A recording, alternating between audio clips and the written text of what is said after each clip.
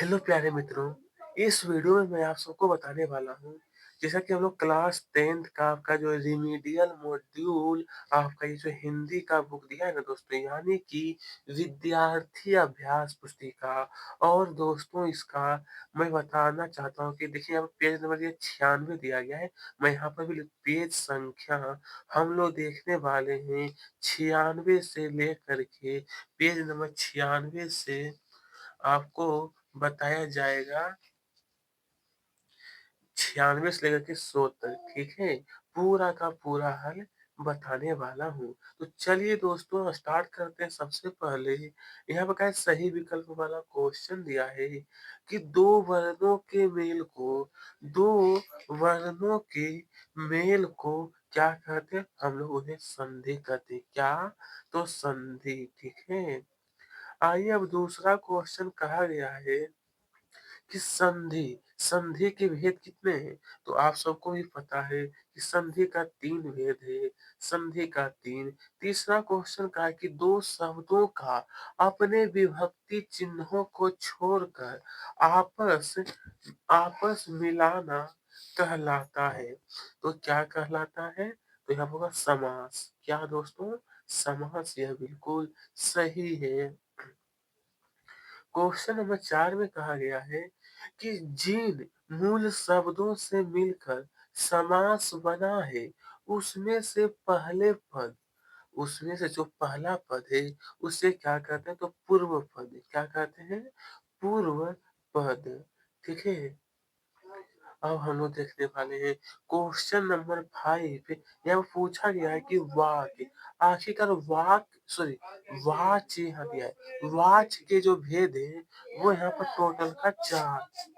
तो यहाँ तो इसका जो आंसर आपको लिखना है 4 भेद है। कितना कितना? तो आपको बताना है 4, ठीक है? अब आइए क्वेश्चन नंबर 6 में पूछा गया कि जो शब्द क्रिया की विशेषता प्रकट करते हैं उन्हें कहते हैं किसका? तो क्रिया की विशेषता। तो दोस्तों 6 का उत्तर होगा क्रिया विशेषण। क्या होगा?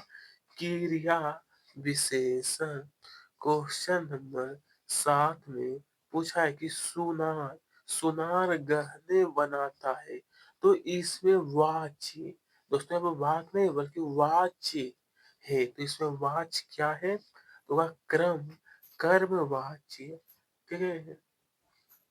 क्वेश्चन नंबर 8 में कहा है कि किसी किसी कार्य का करने या होने का बोध कराने वाले शब्द कहलाते हैं। तो कराने वाला शब्द क्या कहलाता है? क्रिया, ठीक है? यह आपको ही पता होगा। नंबर 9 में कहा कि आग बबूला होना, इसका अर्थ होता है कि क्रोध करना। क्या होता है? क्रोध करना। नंबर 10 में कहा है अर्थ के आधार पर वाक्य के भेद। अर्थ के आधार पर दोस्तों वाक्य का 8 भेद है। कितने? तो 8।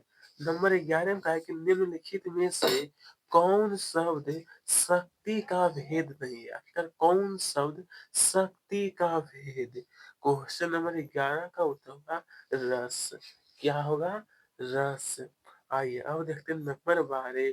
क्वेश्चन नंबर 12 में पूछा है कि जिस समास में प्रथम पद विशेषण और दूसरा पद विशेष होता है उसे क्या कहते हैं? प्रथम पद विशेषण, दूसरा है विशेष। तो यहाँ पर होगा दोस्तों हमारा कि कर्मधारय समास। कौन सा? कर्मधारय। अब नंबर 13 में कहा है कि क्रिया विशेषण में विशेषता बताई जाती है किसकी? क्रिया विशेषण में दोस्तों हमारा जो होता है क्रिया विशेषण जो होता है ना उसमें हमारा क्रिया की विशेषता होती है। क्योंकि यहाँ पर देखिए नाम ही लिखा हुआ है क्रिया विशेषण, यानी कि क्रिया की विशेषता, ठीक है? क्या आपको याद रहेगा ना? अब यहाँ पर कहा है कि एक से अधिक अर्थ देने वाले शब्द। एक से अधिक, तो यहाँ पर होगा मेरे दोस्त कि अनेकार्थी शब्द क्या कहलाता है? अनेकार्थी शब्द। नंबर 15 में कहा है कि दूध का दूध, पानी का पानी, दूध का दूध और पानी का पानी। इसका जो अर्थ होता है वो होता है सही न्याय। मेरे दोस्त क्या होता है? सही न्याय। अब आइए इसके आगे देखते हैं कि रिक्त स्थान में उचित शब्द चुनकर लिखना है कि जब क्रिया का रूप कर्म के अनुसार बदलता है तो उसे क्या कहते हैं? आप सबको यहाँ पे क्या है कि हर एक ही रिक्त स्थान में दो दो ऑप्शन दिया गया। तो चलिए देखिए यहाँ पर ध्यान से जरा सा, तो ये जो देख रहे हो ना, यहाँ पर उत्तर जो होगा वो होगा क्रमवाची। क्रमवाच मैंने उत्तर लिख दिया और आपको ध्यान से देखना है और लिख लेना है, ठीक है। दूसरा नंबर का है कि वाच्य प्रयोग में सबसे अधिक क्या है? तो यहाँ पर होगा क्रिया। क्रिया ध्यान रखना पड़ता है। तीसरा नंबर का है अर्थ के आधार। वाक्य यहाँ पर होगा 8 प्रकार के होते हैं। कितने? 8। मेरे दोस्त क्या है, मैंने जो सभी का जो रिक्त स्थान का उत्तर है मैंने यहाँ पे थोड़े से हाईलाइट कर दिया हूँ नीले रंग में, ताकि आपको काफी आसानी हो सके, ठीक है। नंबर 4 जो देख रहे हैं यहाँ पर होगा स्वर, यानी विद्यालय में स्वर संधि विलक्षण अर्थ का बोध कराने वाले वाक्य। यहाँ पर मेरे दोस्त उत्तर हो जाएगा मुहावरा। क्या लिखना है? मुहावरा। नंबर 6 जो देख रहे हो, उड़ती चिड़िया पहचानना, तो यहाँ पर लिखना है आपको मुहावरा। मुहावरा होगा। नंबर 7, जिस क्रिया का प्रभाव कर्म पर पड़ता है वह क्या है? सकर्मक क्रिया होती है। समास के में मेरे दोस्त 6 भेद। कितने? तो 6। चौराहा में यहाँ पर होगा द्विगु, द्विगु समास है। नंबर 10 देखिए यहाँ पर वो शब्द शक्ति जो है ना 3 प्रकार के। कितने? 3। इसके आगे यहाँ पर जरा सा ध्यान से देखिए, तो बोला गया है कि दिए गए कथन के सामने सत्य और असत्य लिखना है। देखिए आप अपने बुक में ध्यान से देखिए, तो क्वेश्चन 1 में कहा गया था कि क्रिया के वर्तमान काल में काम होने का पता चलता है। यह बिल्कुल सही है, यह गलत हो जाए। दूसरा नंबर क्या है? गलत। तीसरा नंबर भी यह गलत है। 4 नंबर जो कहा गया है कि लोक और उक्ति से मिलकर लोकोक्ति शब्द, यह बिल्कुल सही बात है। क्या है? बिल्कुल सही वाक्य है। उस उससे खाना नहीं खाया जाता में भाववाच्य, यह बिल्कुल सत्य है। यह भी सही है, यह भी सही है। नंबर 7 जो देख रहे हैं ना, यह भी सही है, ठीक है। नंबर 8 पे कहा गया है वर्षा न होती तो फसल सूख जाती। विधान वाचक वाक्य है, बिल्कुल गलत। मुहावरे, मुहावरे और लोकोक्ति एक ही है, यह भी गलत है। उपकार मानने वाला कृतज्ञ कहलाता है, यह सही है। यह क्या है? बिल्कुल सही है। इसके आगे देखेंगे दोस्तों, तो क्वेश्चन है कि सही जोड़ी बनाकर लिखिए। देखिए दोस्तों, यहाँ पर मैंने अच्छी प्रकार आप लोग अब सही है, और मैं बता देना चाहता हूँ कि कौन सा किस में मिलान करें। देखिए सबसे पहले दिया है जिस समास में दोनों पद, प्रधान का मतलब होता है कि मुख्य। क्या होता है? मुख्य, ठीक है। जिससे हम लोग इंग्लिश में कहते हैं ना मेन वर्ब, और एक होता है हेल्पिंग वर्ब, उसी प्रकार। तो ये हो गया द्वंद। और रसोई घर में समास जो है ना, वो है हमारा तत्पुरुष समास है। त्रिभुवन समास यहाँ पर होगा द्विगु। इसका मिलान इससे, इसका हो गया इससे, ठीक है। आइए अब देखेंगे दूसरा भी दिया है, 2 को दिया था। देखिए इसका मिलान फिर कर लीजिए, इसका हो गया हमारा इससे वाक, ठीक है। उसके देखिए 2 नंबर जो दिया है ना, इसका मिलान इससे करना है। 3 नंबर जो दिया लोकोक्ति को कहते हैं, तो क्या कहते हैं?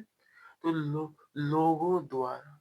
नंबर 4 जो देख लो, क्या राम चला गया, वाक्य क्या है? तो यहाँ पर होगा प्रश्नवाचक। और जंगल में लगने वाली आग को कहते हैं हम लोग दावानल। जंगल में जो आग लगता है ना, उसे दावानल कहा जाता है। इसके आगे जब देखेंगे मेरे दोस्त तो पूछा गया था, यहाँ पर देखिए दोस्तों, अपने बुक में जब देखिएगा ध्यान से तो क्वेश्चन दिया था ना कि जो क्वेश्चन पूछा गया था आखिरकार यहाँ पर कि एक वाक्य में उत्तर लिखने के लिए कहा गया कि वाक्य क्या है। आखिरकार वाक्य तो उत्तर लिखना है। उत्तर कि क्रिया का विधान, क्रिया का विधान। दूसरा क्वेश्चन देखते हैं तो यहाँ पर कहा गया था ऐसी बात जो लोगों द्वारा बोली जाती है और जुबान पर चढ़ जाती है तो क्या कहलाती है? तो उसे हम लोग कहते हैं लोकोक्ति। क्या कहते हैं? लोकोक्ति।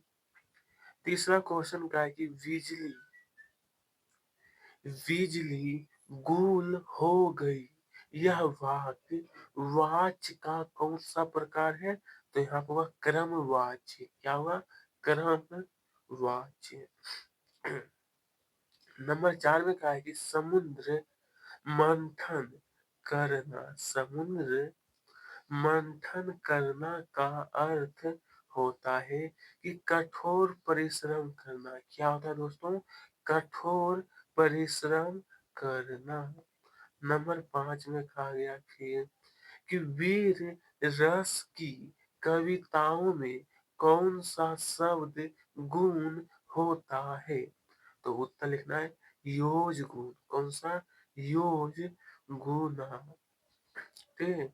नंबर 6 में कहा गया है कि विरोध करना के लिए सही मुहावरा।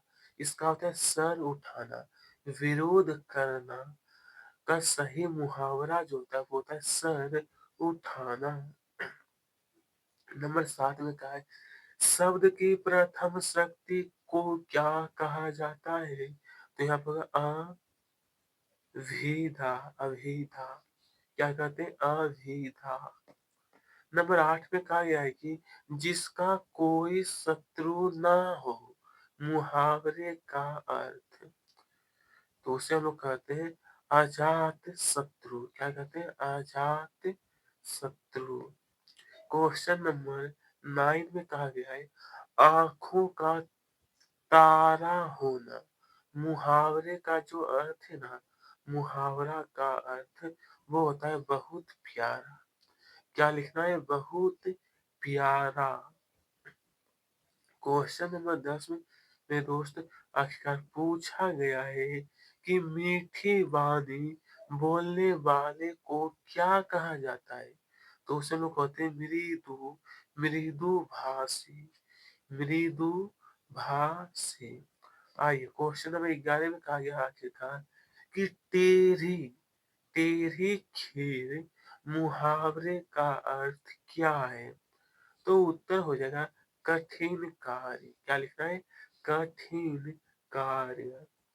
क्वेश्चन नंबर 12 में पूछा है कि इति, मेरे दोस्त ये जो क्वेश्चन है ना कि इति श्री होना मुहावरे का अर्थ क्या है?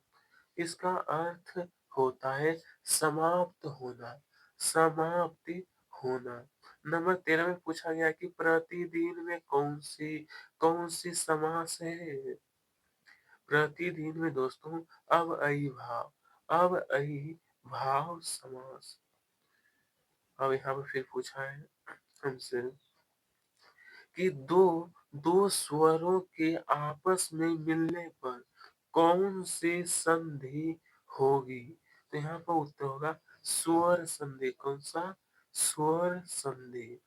नंबर 15 में पूछा गया है कि जिसकी जिसकी आने की तिथि ना हो, वाक्यांश के लिए एक शब्द क्या होगा? तो यहाँ पर होगा अतिथि। क्या लिखना है? अतिथि। नंबर 16 में पूछा है कि किए गए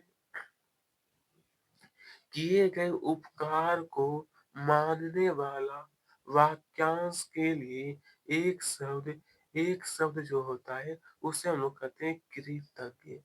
कृतज्ञ।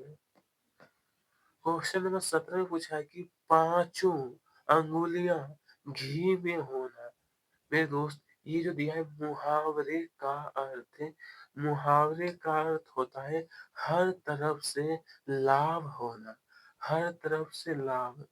18 में कहा है कि घाट घाट का पानी पानी, मुहावरा का अर्थ होता है अनुभवी होना, अनुभवी होना। क्वेश्चन नंबर 19 में पूछा गया है कि 1 और 1 11 होना। मुहावरा का अर्थ होता है एकता में शक्ति होना, एकता में शक्ति होना। नंबर 20 देखिए तो यहाँ पर पूछा है कि 9 2 11 होना, इसका अर्थ है भाग जाना। इस प्रकार से प्यारे मित्रों, मैंने आपको पहले कहा था कि आपको पेज नंबर 100 तक संपूर्ण संपूर्ण हल बताया जाएगा। मैंने पूरा बता दिया हूँ और नेक्स्ट वीडियो में हम लोग इसे सोल्व कर लेंगे, ठीक है? तो आप सबका बहुत धन्यवाद। और दोस्तों, आपको कमेंट भी बताना कि आपको यह वीडियो कैसी लगी।